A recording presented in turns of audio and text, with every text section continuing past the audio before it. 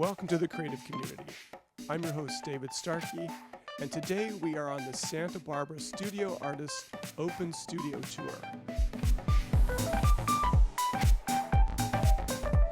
We're going to visit 3 artists, and we're starting out here in Nolita at the home of Tom and Patti Post.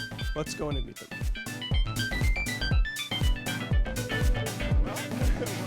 Tom, nice to meet you, and Patti.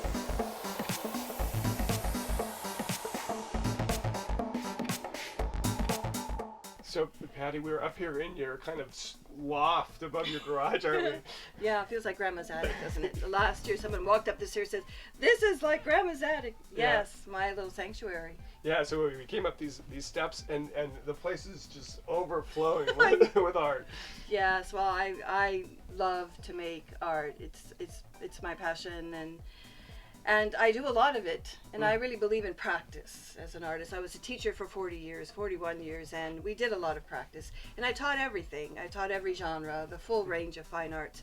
So I fell in love with art and taught out of love, and I work out of love, and a deep compassion for the human story. And I spent 40 years with kids, and they moved in, and they brought all of their stories with them. And I had studied art all my life, and it's also narrative, you know, the history of artists. I wanted the studio life. So after 41 years of teaching, I retired 5 years ago to this. Yeah, well, here you are. I mean, it's interesting. I mean, as a teacher myself, I know you learn a lot from your students. Oh, so what are some of the main things that you learned from 41 years of teaching at Ventura High? Oh, to be brave, to stay clear, to stay centered, to work out of love, to stay compassionate, and to discern.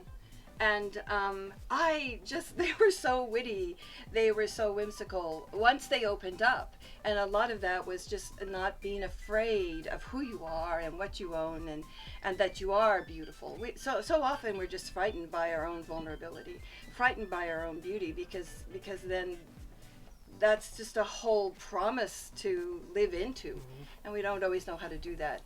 And what I found is that the arts were a vehicle for bringing people back into a dialogue with themselves, with the world, and with what's really important, and with being human.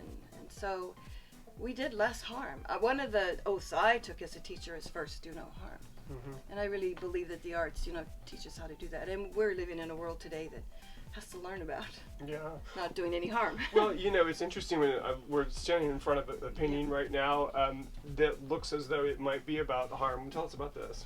Well, I have deep empathy for human vulnerability, and my work is narrative, and it can be very edgy because it's about sort of honoring the vulnerable sides of ourselves, the choices we have to make.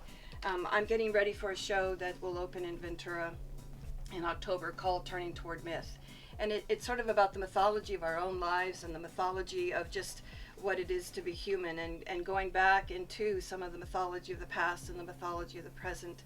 So I started doing a series of birds, we'll see one downstairs, and humans, and sort of bringing that together. And this is a fellow who is, capturing something about the human side of himself. He's rooted, but he's leaning.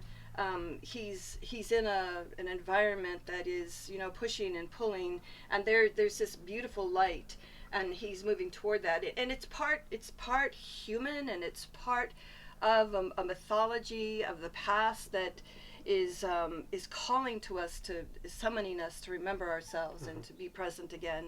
I've done several pieces on that. So my work tends to be, I don't believe that you can be humble without understanding you're vulnerable. How to be vulnerable, how to be open, and yet protect yourself. So a lot of the work is about that. Well, if we move back here to this other piece, and again, yes. So there's someone clearly vulnerable. You obviously love working with the human figure. I do. I'm a figurative painter. I love the human story. Kids moved into my classroom. I mean, literally moved in, and they brought everything with them. I mean, they brought suitcases. They brought suitcases of literal objects, but they brought suitcases of their life story too. And so I was doing a lot of counseling through the arts, just as a natural byproduct of learning how to be well and live well and stay strong. So this is a piece. This is a piece that's in progress. This is all work that's in preparation, many weeks to go. But it's from an ancient mythology. It's called the patient stone. And in Persian mythology, it was a black stone that would absorb all of the pain and all of the hurt and all of the difficult things. And at some point, once it was all absorbed, the stone would break. Mm-hmm. So she's high on a mountain, with this whole promise and this whole invitation really to open to everything that is amazing. And yet we still have to, we're so afraid of our own vulnerability that we fight it. And by embracing it, the stone breaks and the stone opens up. But, there's a grieving process that's important that we all go through. And I was a student of Patti Kollwitz. I mean a student because she haunted me 40 years ago. She's a German artist who really dealt with inconsolable grief and how do we get through those times. And I think there's great honor in understanding that as human beings we're capable of incredible magnificence, but we're capable of holding inconsolable grief as we're betrayed or we have to face loss or deal with loss. It's really quite a beautiful thing that we can be so strong in the face of so much. Yeah. And it's a part of learning how to be strong and be brave and to look at things and find resolution and to find our human self. It's when we lose those things is when we become inhuman. Well, you've got so much more work downstairs. Let's head down the steps and take a look. Okay, sure. So, Patti, I look down. I see what looks like a vulture to me. What's this painting all about? Or it's not a painting. It's actually a charcoal drawing, and I was birds have always been a personal symbol for me. Flight is a metaphor for freedom. Emily Dickinson, hope is the thing with feathers. I'm a poet, and I taught poetry as part of teaching art. And so there is a poetic quality to everything that I do. I think there's a poetic quality to what it means to be humble. And I was starting to work some bird images, and I was looking through a bird book, and I was flipping through, and I saw this heron, and as I flipped through, I saw a man's head and a shoulder. That's all I saw. And I put the book down, and I just did this quick bump, bump, bump. And then this guy developed. And it's actually a heron who has human qualities, and I really meant for him to be a metaphor for an old hero. And it's called Entering Elysian Fields. And in mythology, the Elysian Fields were where the old heroes went to die. Elysium means paradise, Elysian or Elysium. But if you look at him, there's a great humility about him. So he's done the work. He's done service work all his life. He's done the compassionate work, and he's carried the world on his shoulders, and he's looked at everything in honest eyes with candor and awareness, and he's absorbed it all, and he's worked through it with other people. As I think as teachers, that's what we're trying to do. And now at the end of his life, he's entering the Elysian Fields, and I really believe that you can't. Sorry, I get so emotional. I really believe that humility is not possible unless you are aware of your own vulnerability. And there's your own mortality. Which is part of the vulnerability, which is part of the fear. We set our faces against life. We set our faces against life because it's fear that's driving us. When really, it's all a part of a learning. One of my favorite Jewish sayings is that for every blade of grass, there's an angel bending near, whispering, grow, grow. Well, part of that growth is change and movement and being willing to adapt and to understand and to take all the shifts, the ups and the downs. That's what I learned from Kollwitz and all of her work that has just, haunted me for so long. So a piece like this is a celebration of doing the good work and staying humble and staying centered and staying at your core and understanding what your core is and who you are. Let's walk over as we continue on that theme. I want to take a look at these prints that you have here. I started printmaking when I retired 5 years ago. I had studied printmaking 30 years ago and done etching, and then we had the press in the garage for 30 years as we moved into painting. I love printmaking. I love to draw. I love to paint, and I love to layer, and printmaking allowed me to do that. And so they're very figurative. And beyond the familiar this is a combination of, it's called Shinkole, of some ancient calligraphy. I've been studying Nusu calligraphy lately too, which is an ancient Chinese language. It was a secret language between women 1,000 years ago that only women could read. The men didn't even know about it. It was a way that they could commiserate and communicate with each other. They put it on fans, they put it in their, embroidered it in their clothing. And so this idea of moving in and out of what is familiar, and what, this idea of trying to find languages so we can communicate what is most important to us.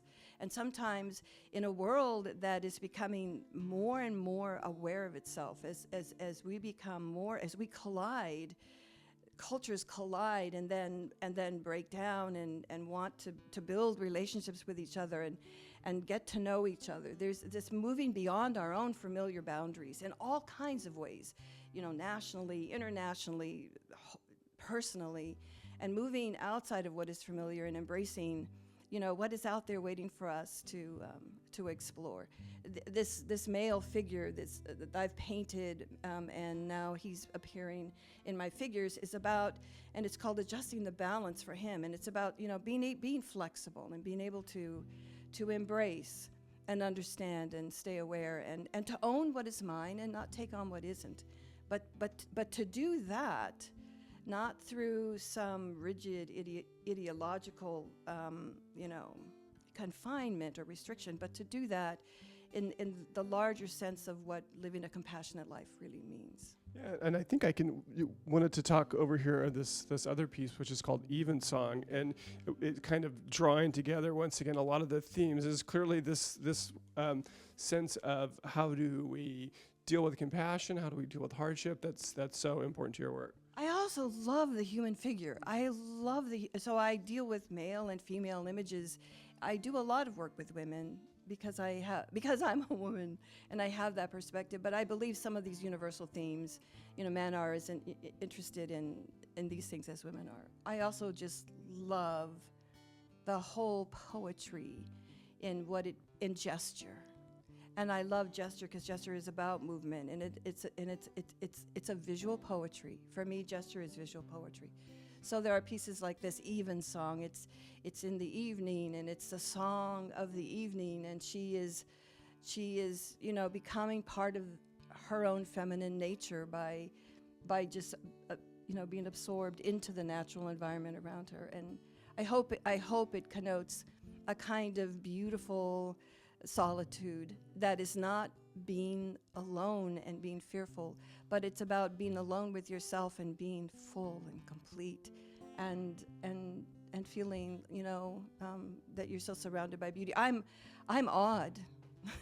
Yeah, I'm awed by beauty, and I sometimes move to tears.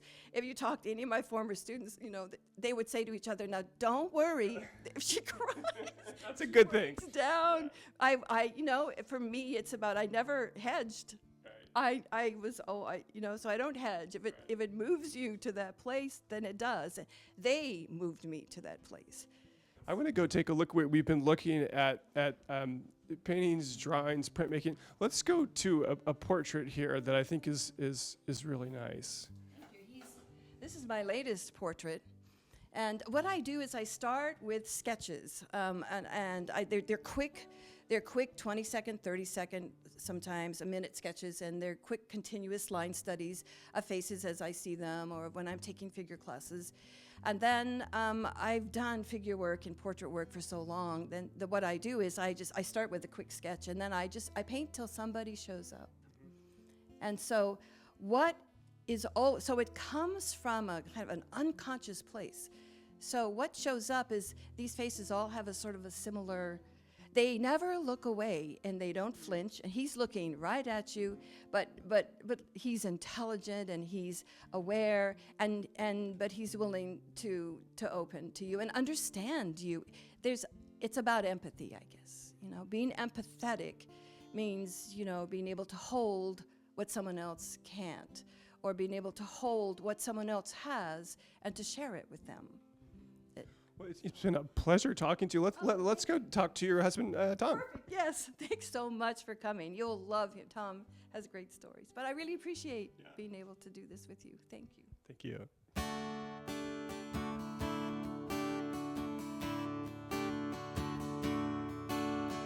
Now, Tom, we're here in your garage, and as we're standing here, I'm knowing that I've known you for a long, long time because we live in the same neighborhood in Lytle, and you walk 4.5 miles every day, and you wave to everybody.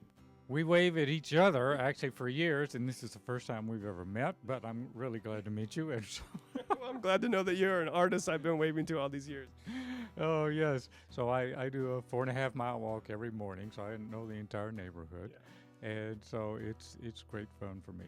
Well, we're going to look at some sculpture that you're doing, and we're going to start with some paintings, but I know that you had a sort of circuitous path to becoming an artist. Yes, I started in structural architecture at Texas A&M, and worked for a year in Aspen, and then was a young officer in the Navy Seabees, and public relations was one of my jobs there, so I decided to come back and get a second degree in photography, and that brought me to Santa Barbara.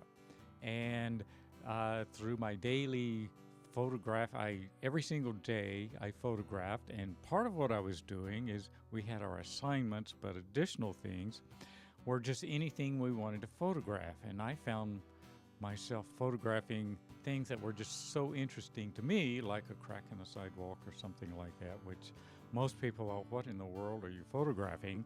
And I didn't quite know at the time until we had a portrait assignment to utilize Rembrandt-style lighting for our next portrait, and I thought I should just go get a book on Rembrandt. Well, I just devoured that book, and then every artist they mentioned, I grabbed a book on them until I was taking 20 to 30 books at a time out of the library, bringing myself right up to the guys from Rembrandt to the people working in New York. So by then I had a complete art historical background, so I could look back at my photographs and say, well, now I have a vocabulary to speak about this abstract kind of thing that I'm working, and for whatever reason that abstract image just really resonated with me. Yeah, and I can see that as we look over here at this piece that could be by Rothko, but it's clearly an abstract expressionist piece. Yes, and it's in progress. It was pretty well done, but I just kept looking at it and thought, no, I want to change it. And so that's after weeks of work, and so I went back in 2 weeks ago and radically changed it, and so it'll take one more radical shift, and then it'll start nearing completion. Who knows when that will be, but Well, the garage is just full of these really pretty big canvases. Now, are you stretching your own canvases? I do everything myself. I showed at the Pamela Barsky gallery when she was in town, and I had done this series of collages, ripped cardboard with strapping tape, and they were very figurative, but it was on like a 2-to-1 ratio, very tall, thin pieces, and so we decided to have a show of both my collages and paintings.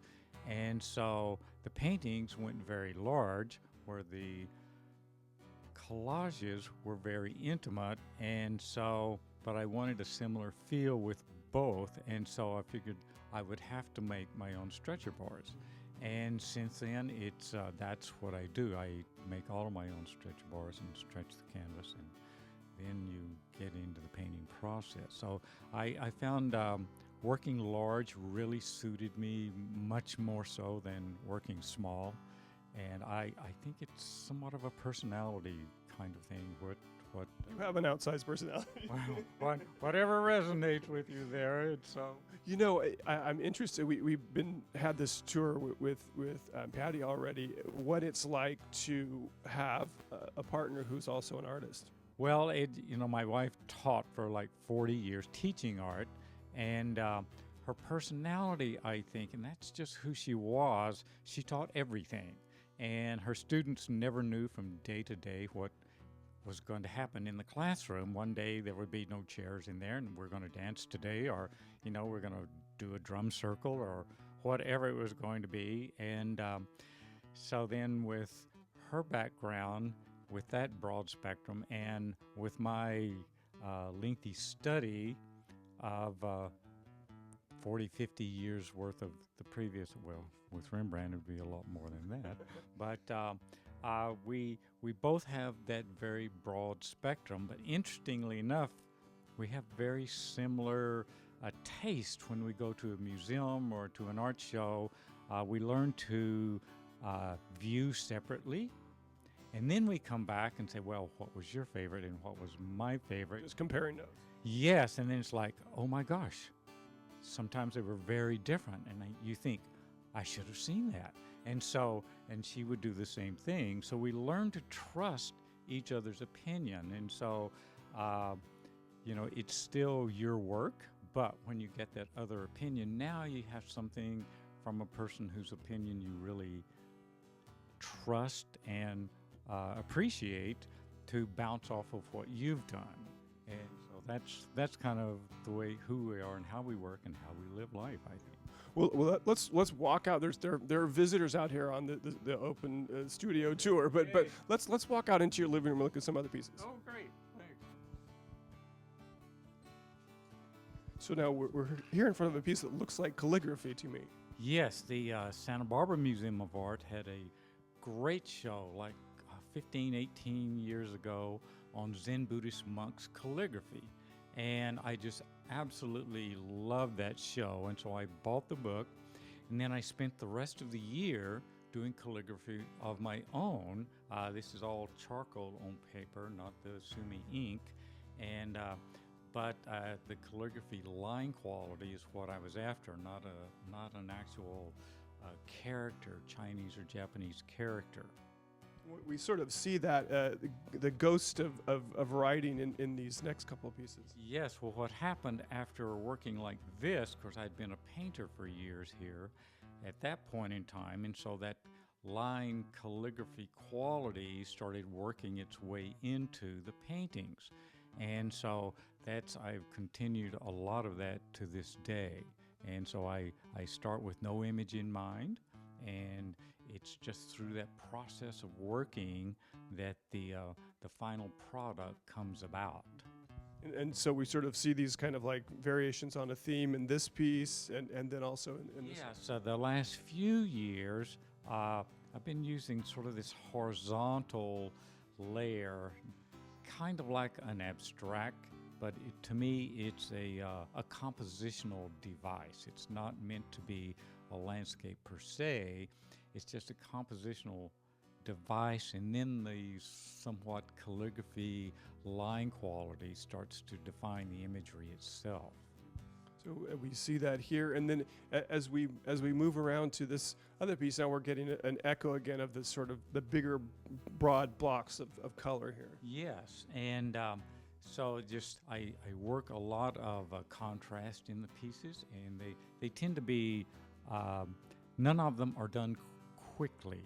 Sometimes I work quickly, but the piece itself could take months to do because I do many layers of work during the process, and that's part of not knowing what the image is going to look like until I'm done. So it evolves through the process of actually working. And what have we got here? And making my own stretcher bars. You start with 8-foot pieces of lumber normally, and then if it's a 5-foot piece, you have 3 foot left over. So I had stacks of those, and I thought I should just put these together. Normally I don't work that small, but I had these, and I thought, well, let's just put them together. I started doing it, and then this past year, I had a one-man show at the Architectural Foundation, and these were a perfect fit there. Even though it's an intimate space, we also had some very large pieces of work in there. And we can see we're going to finish up here with two of these rather large pieces.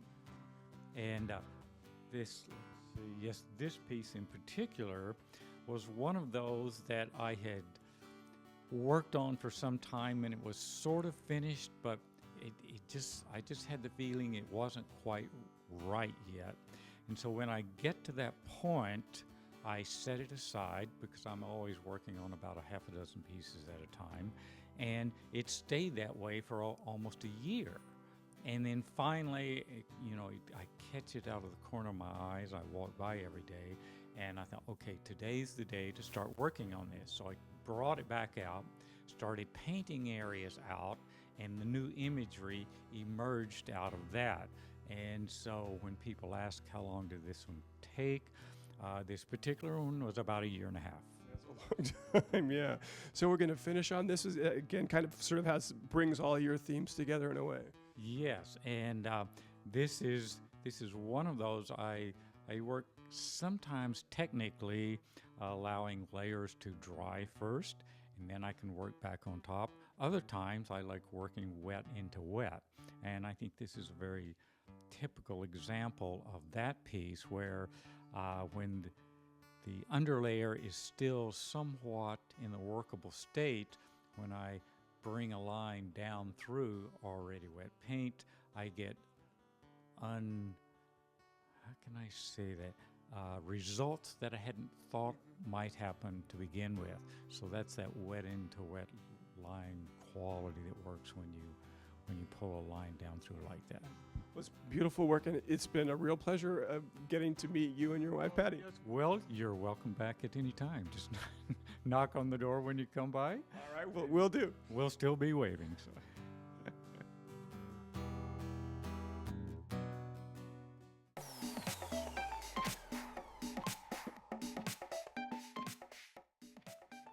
now at our second stop on the Santa Barbara Studio Artist Open Studio Tour.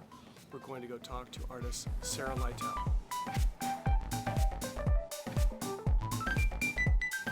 Sara, how are you? I'm good, thanks. We wanted to talk about your work. I mean, this is your first time on the Studio Artist Tour, and so I'm going to let you kind of just walk me through your studio. It is my first year. I usually am out attending the event, going from studio to studio. That's the one drawback of participating. I can't do that, but I'm loving it. We've had lots of great guests and I've met many, many interesting people in the group and the visitors. So it's lots of fun. Well, tell me now. I'm always curious about how an artist got started. A little bit about your background. You've got a really vibrant, expressive style. How did you get started? I've painted since I was a tiny child. Before I went to kindergarten, my mom sent me to art classes. Right. And I painted the obligatory, bowl of fruit and vase and my dog and that sort of thing, family members. And then I painted all through high school. And for some reason, I don't know, when I went to college, I switched to fiber arts. And I've done that for the last probably 3 decades. Okay. And then about 4 years ago, a friend urged me to paint again. So what moving from fiber arts to paint, what are the big differences? Well, when I had a line of sweaters, handmade crocheted sweaters, and everyone would say how they were very free form. And I would always get the question, how do you do this? And I always said, I'm painting with yarn. And so now as I look back on it, I think then, well, hey, why wasn't I painting with paint? So I'm back to that. Through a series of some life events, some tragedies happened in the family, and so I had sort of a built-up angst. And that was one reason my friend encouraged me to paint. She said to express some of that. So I guess I became my own art therapist in a way. I'm a self-taught painter, other than those childhood pre-kindergarten classes. Yeah, well, I know that in your the biography it says, in this studio, anything goes. It does. Often I will just start painting. There's one over here we can look at that's 8 by 6 feet, and it's just getting started. But I don't have a preconceived vision of what it will look like. A little. I have some idea. And we're looking at it over here. Right. I have some idea, but I like to go along with the surprises that come up along the way, the textures that might show up, or the different colors bouncing off each other. So spontaneity is fine with me. It bothers a lot of people, but I love it. This is a big old canvas. It's a lot bigger than you are. I get on a ladder. Right. If I had your height, it wouldn't be so much trouble. But no, I guess some of my tomboy days come out. I like to get on the ladder, and so far I haven't fallen off. That's good. Well, over my shoulder here, there's some work there's a lot of gold in it. It paintings, kind of like almost some version of Russian icons or something. Tell me about this work here. The gold is, some of it's paint, but a lot of it is metal leaf. These were some of the earlier paintings from 4 years ago when I started painting them, 3 or 4 years ago. And they sort of reflect a deeper place where I was. This little one on the shelf, you can see everything's kind of, you know, tightly done, and I think it showed I was sort of wound up tight, and now things have become a little more looser colors as well, even though I still like to do some black paintings too, but yeah, this is, you know, this was my art therapy phase. Well, most of the work looks pretty abstract. Here we get these sense of figures, right? There are figures, I call them souls. The blue piece is called River of Souls. The one below it, the black one, is a portal. Is the way I view it. But I like for everyone to see I like to hear what others see in the work. I think that's what's fun about abstract, is the artists may have their views and ideas of what's going into it, but it's really fun to hear someone else's interpretation. Yeah. Well, you know, the piece just behind us here, I can see it's been worked over a lot. It's got a pretty rough surface. It looks like there's, well, I guess these aren't crayon drawings, but they almost look like they could be. I use these oil sticks. It's actual oil paint, but more in a crayon type form, but big. And so yeah, I like to go, you know, just do big slashes of color. The red here is with one of these, and on top of the base paint is acrylic.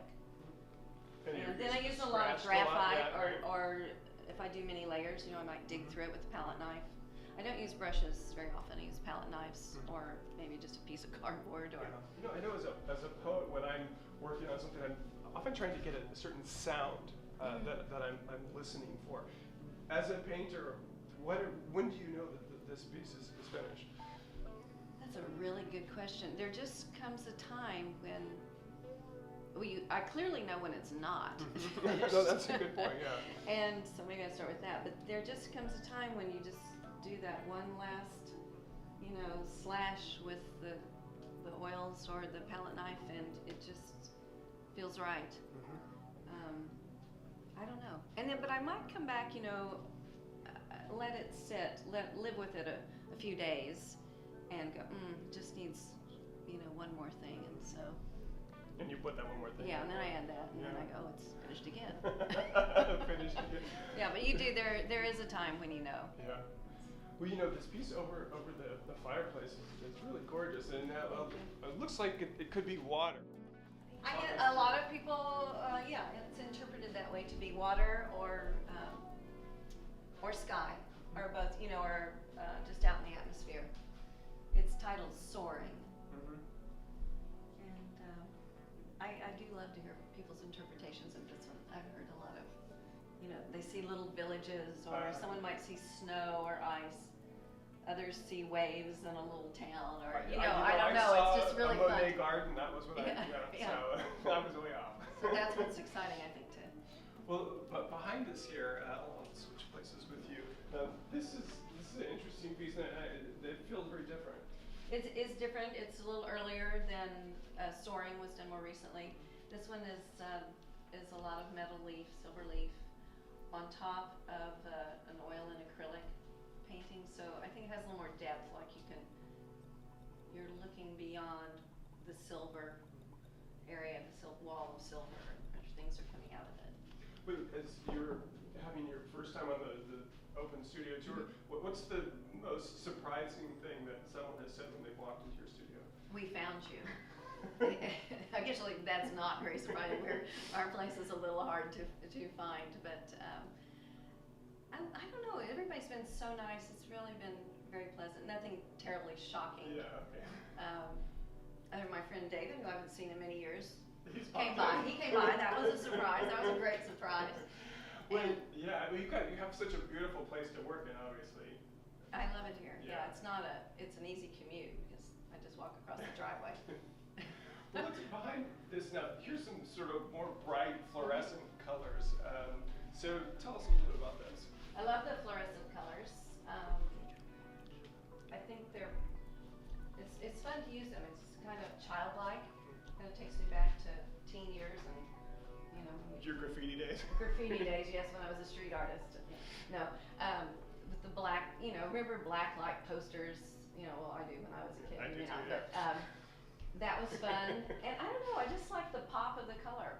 It doesn't seem so garish to me. It seems more like a brightness and an illumination that's, I don't know how I would get it any other way. Yeah, well, it's interesting that it's juxtaposing. It's quite bright over there, and then it seems really painted over on the side of the canvas. I love this piece down here. There's a little bit of text underneath there. What's it say? I don't know. No, I can. It's called "I Want to Understand," and that part you can still read. It's an earlier piece, and I just scribbled a lot of words on top of each other and then painted over it. It's a good release. Yeah. And but I don't remember. I didn't take an image or write down what it says, so I can't tell you. So why was it important to have words there in the first place? I guess I just needed to express something maybe that I didn't want to say out loud, but I could just write and let it flow into the canvas, and then I could bury it. Yeah, it's still there somewhere though. It's there, but yeah. We just can't see it. We don't want to know. Well, let's walk over to this piece now. We've been looking at these paintings here, but here's a crow. This is a kind of important creature for you. I love the mysticism of crows, the magic of crows, and the Native American folklore of how crows bring good luck and bring messages from beyond or between planes. And I just became interested in that.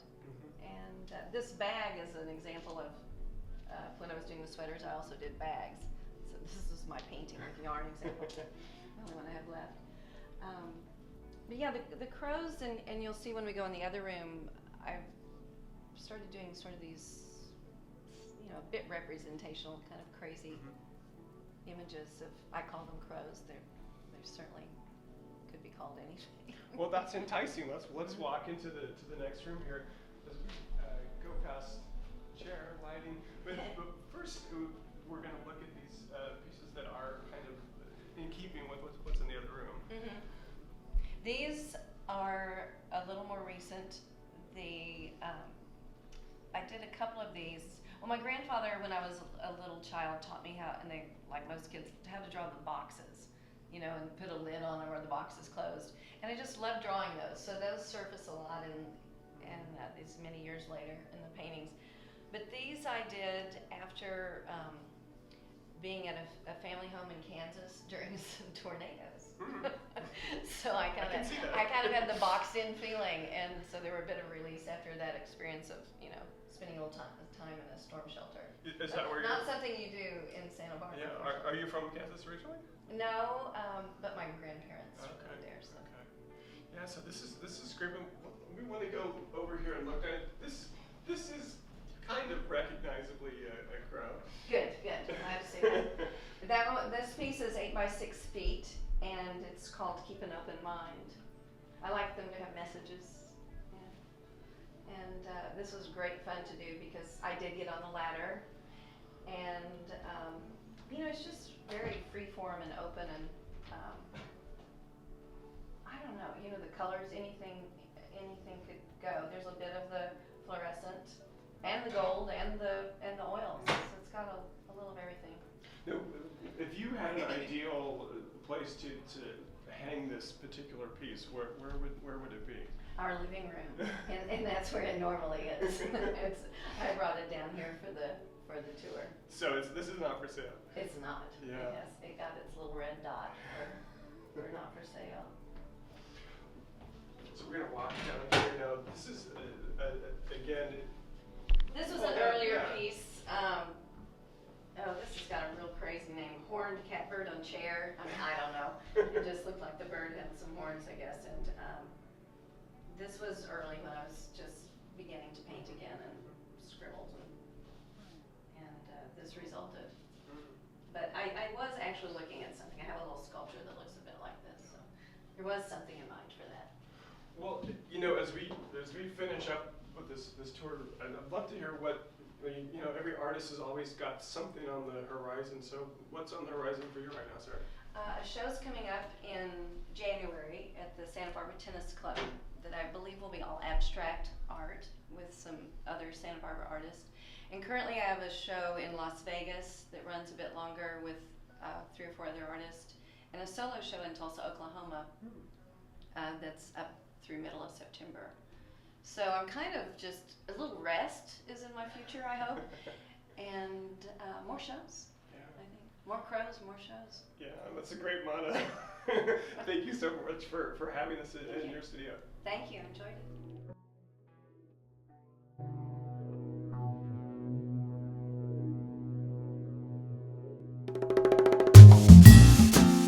We're here now for our final interview on the Santa Barbara Studio Artist Open Studio Tour. We're going to talk with Pamela Barsky Toscher. Let's go see Pam.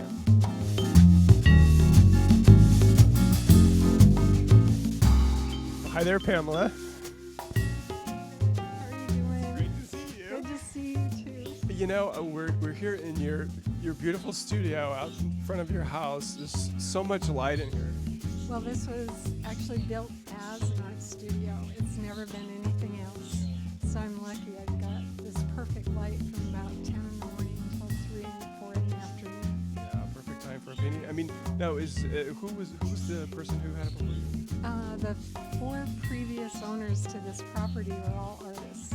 This is a purpose-built space. It's not just an accidental space. Yes, it's a purpose-built space. I've got great light, and I'm lucky to be the present owner of this wonderful space. Well, we're here on the Studio Artist Open Tour, and the guests are walking around, which is great.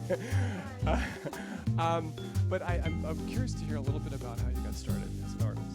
Well, I actually grew up in Kingston, Jamaica, and I studied with Jamaica's leading artists and was in galleries when I was 14.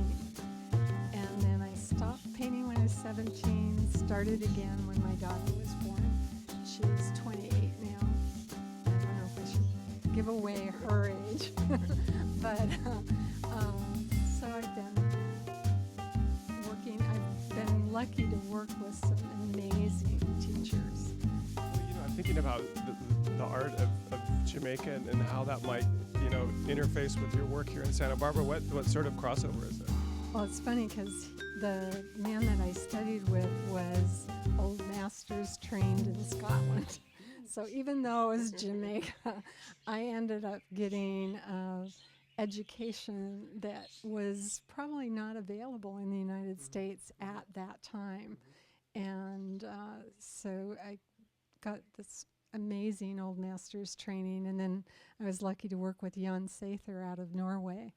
And again, he was a person that had gone into the Louvre and looked up recipes and taught them to me.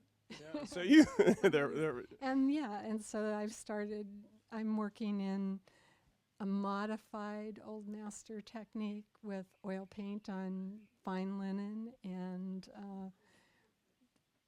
I love the figure. I love paintings that tell stories. I was an American Sign Language interpreter for many, many years, as well as an artist, and I think that language plays a big part in art. And because of the visual language of sign language, my paintings end up being more stories. And so each of them tell a story. Yeah, and oftentimes they will have text on the painting. That's a new addition for me, but I've now added text because it helps. Well, visually it's beautiful, and then it adds a whole other element to a painting. Another layer of that narrative. Yeah. Yes. Well, yes. as we're talking, viewers may be hearing in the background the song of parakeets. So we want them to know that that's not your TV, but it's actually a big cage that you have. How did they come to be your companions in the studio? I don't like pure quiet, and birds don't bother you. But I've just recently had 3 babies, and so they're particularly active right now. Yeah, well, they're singing for our pleasure here. Well, let's basically what we've been looking at is what's up in the artist studio when we come to visit. So kind of take us on a little tour here. Okay, well, I recently had 2 one-person shows, and so this is at the far end here. I have paintings from Israel and Greece, and those are places that I've visited in the past few years. And when I was visiting, I was thinking about the fact that when we go other places, we're usually looking at monuments or the past, history, and what I was trying to depict is the present and the people that I saw there and the life, the forward energy of the places that I was visiting.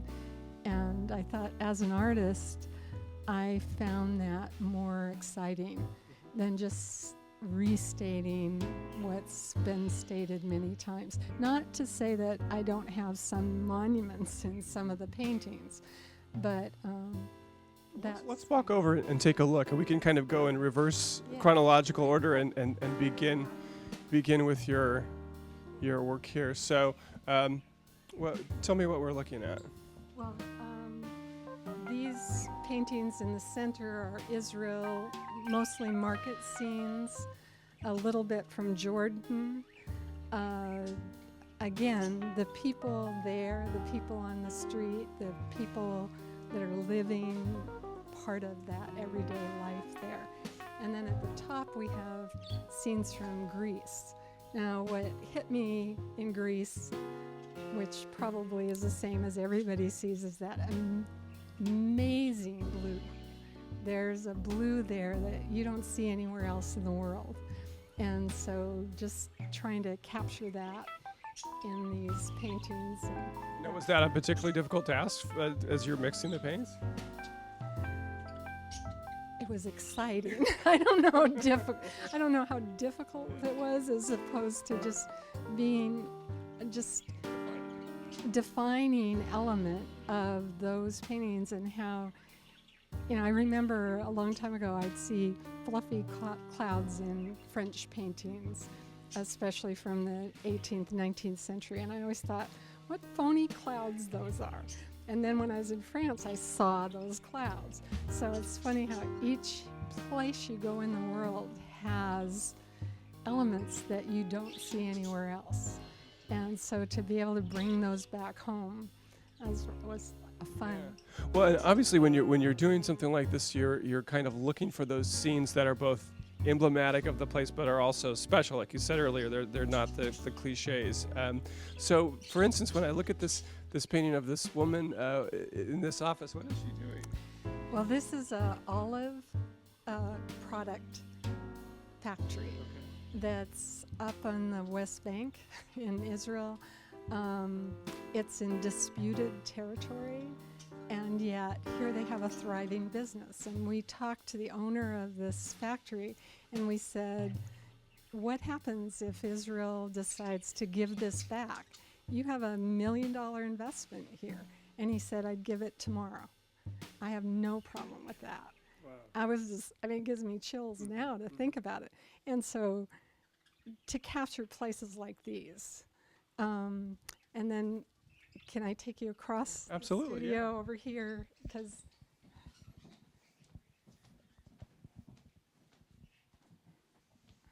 this is another one of those kind of stories where we have these young boys playing video games, which is something all boys do, except they're playing video games in a bomb shelter, and right where they get bombed once a month at least, where every bus stop in their village is a bomb shelter.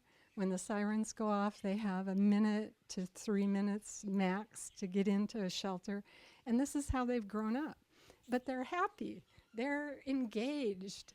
They're not thinking about the bombs going off. They're thinking about being with their buddies. And just to see that intense life under those conditions and what humanity is capable of, I thought, so I was thinking, you walk down the streets and there's graffiti, wonderful graffiti, but like you would see in any major town in the world today. And at the same time, you have Old Jerusalem.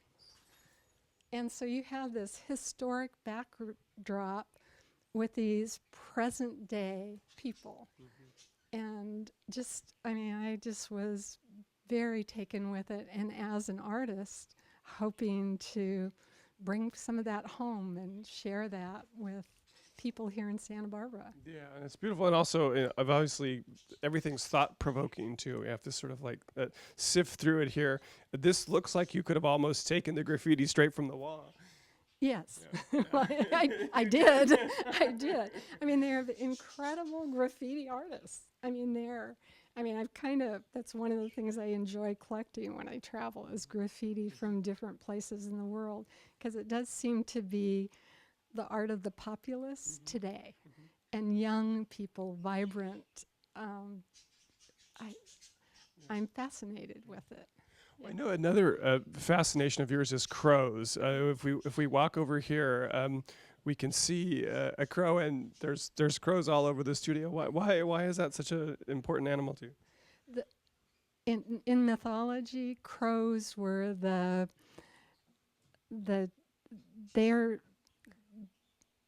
the messengers of the gods. And Poe kind of gave crows a bad name by connecting the raven with death. But crows have always been messengers. And I think in my paintings, they keep showing up. And maybe that's part of my storytelling thing, part of carrying a message. Also, crows are the most intelligent of the birds, and they recognize faces. Someone was in the studio earlier yesterday telling me about how if you take a mask of a person and put it on someone else, the crows will transfer their responses to the other person from the mask. So I find crows incredibly fascinating. Well, if crows are bringing a message from the gods, what message are they bringing, do you think?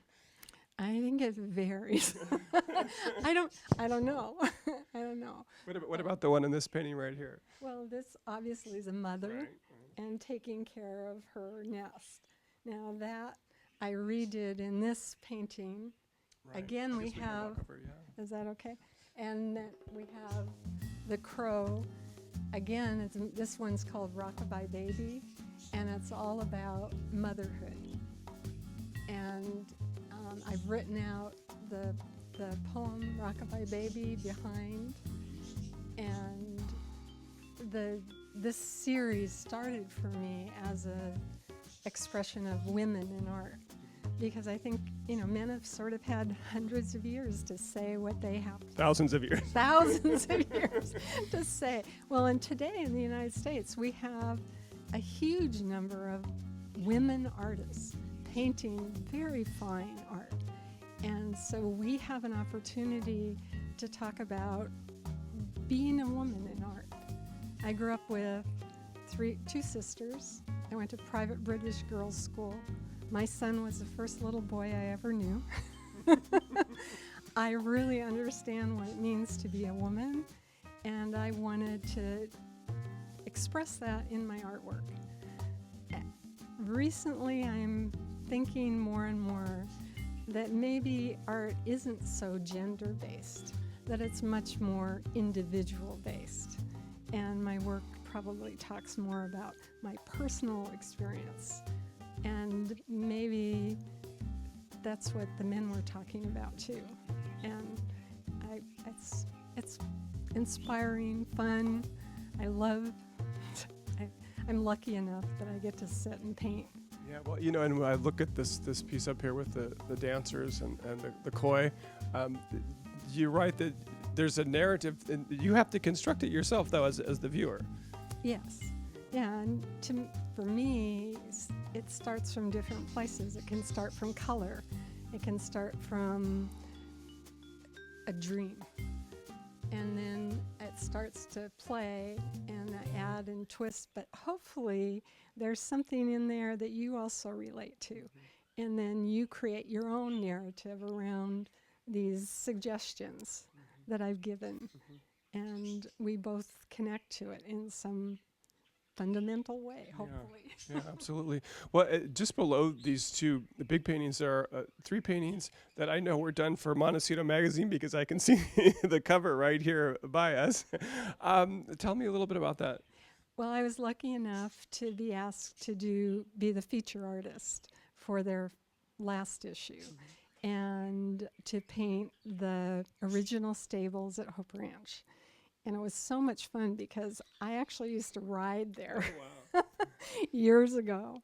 And I hadn't really painted horses much since I was in junior high. And so to go back and paint them again with the knowledge I have today, and I love horses. And so just to get to and have the opportunity to work for this incredible little magazine that is one of a, I don't think there are any other magazines like it. Well, you were telling me an interesting story before we got here that these 2 paintings were sold, but they're not now. They were on hold for a woman who ended up buying a horse instead of the paintings. And so they're back for sale. Right. Well, that's the danger of painting horses. Yeah, but so it's an opportunity for somebody else. Well, as we sort of finish, I'd love to know if there's anything else in the studio. I mean, this big painting up here is really interesting. Tell me about that one. Well, I've been having models come and sit in my studio because especially if you paint from photos, if you paint in your studio, I think it's really important that as an artist I balance that time with an actual human model here. And so this painting is all models that have been in the studio. And you can see it's the same couch. Right. The table I actually have up, the little oriental table I have up at the house. Some of the puppets you'll see on the wall that are become my still life objects. Jason, who's in the painting, has for Pa's Dog Salon. His friend, who is I think she's a graduate student at UCSB. Lacey, who's a waitress at Sakana. I mean, all local, beautiful people. And I get the opportunity to sit with them in my studio and paint them and talk to them. And yeah, and you really bring their personality out. Well, let's if we can, let's maybe finish by going to a work in progress. What were you going to show me? Yeah, that's the one we were just talking about. It's called Love and Other Beautiful Things. Let's take a look over here. So this is someone who's been in your studio as recently as yesterday? Well, just very recently. Yeah. And Shannon Good, is a friend of my son. Mm-hmm. I've known him since he was a little kid. And he was a mixed martial arts fighter, and you can tell by his incredible physique. Right. And he's designed most of these tattoos that he has, and they each tell a story of part of his life. And so it was really fun having him in the studio. I don't think he really loved being a model. I think he'd much rather be doing something. He's not a person who likes to sit. But an absolutely gorgeous model that I've had the pleasure. I'm not quite finished, but getting there. I think we have one more sitting at least, and it's fun. As we finish up, I'm curious to know what's on the horizon for you. You've been doing some interesting work, but what do you want to do next? I actually have just started a new series. I have 2 paintings at the framer right now that's called Meditation. And I'm at a point in my life where I'm needing really quiet time. And so I was thinking in a painting of painting something that's so peaceful that it induces a meditative state. And so it's not about the subject of meditation, but more about inducing that, doing things very calm. One of them is a still life with object, blue coral, things from the sea, and the other one is nasturtiums against a foggy, and so they're. So I see that as being another avenue that's kind of piqued my interest, and that's kind of where I see me going. Yeah, well, we'll look forward to that series. It's been a real pleasure to talk with you and your parakeets. Thank you so much, Pamela. Thank you for coming. It's been a pleasure having you.